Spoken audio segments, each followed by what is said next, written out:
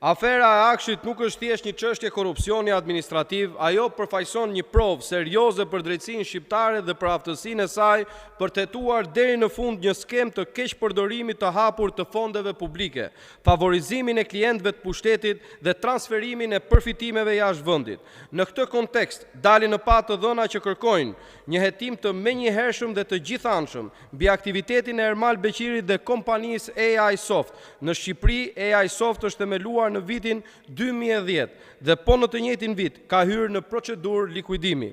Megjithatë, rezulton se në qytetin e Nimës, në Francë, është regjistruar një subjekt me të njëjtin emër, AI Soft, me objekt veprimtarie në hoteleri, akomodim dhe teknologji informacioni, ku promovohet edhe aktiviteti i AI Soft në Shqipëri si një histori suksesi.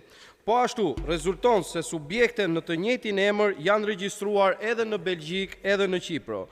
Këto element nuk mund të kalohen në heshtje, përkundrazi, ngren pikpyetje serioze që kërkojnë përgjigje nga organet ligjzbatuese. A është verifikuar burimi i kapitalit me të cilin janë krijuar dhe financuar këto aktivitete?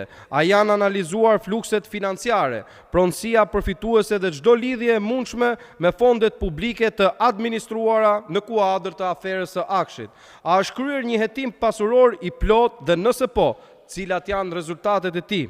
SPA ka detyrimin ligjor të mos kufizohet vetëm në hetimin e procedurave administrative apo të kontratave publike, por të ndjek edhe rrjedhën e pasurive dhe të kapitalit brenda dhe jashtë territorit të Shqipërisë. Nëse ekzistojnë dyshime të arsyeshme se përfitime të mundshme nga fondet publike janë investuar në aktivitete ekonomike jashtë vendit, atëherë është detyrë e prokurorisë të bashkëpunojë me autoritetet franceze, belge dhe qipriote për të krijuar verifikimet përkatëse. Afera e Akshit është një nga dosjet që ka ngritur shqetësime të mëdha publike mbi raportin mes pushtetit politik, administrimit të fondeve publike dhe interesave private. Pikërisht për këtë arsye, çdo person që rezulton i përfshirë në këtë dosje duhet të jetë subjekt i një hetimi të plot financiar dhe pasuror, pa përjashtime dhe pa standarde të dyfishta.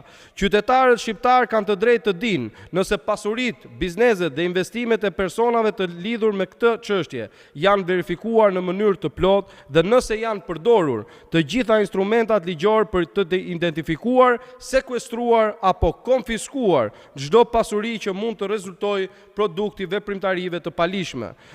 Është kjo një prej arsyeve që sot qytetarët dalin prej më shumë se 2 muajsh, çdo natë në protestë të pandërprerë. Mesazhi është i thjeshtë, si hajdutët, si ata që nuk i hetojnë dhe dënojnë,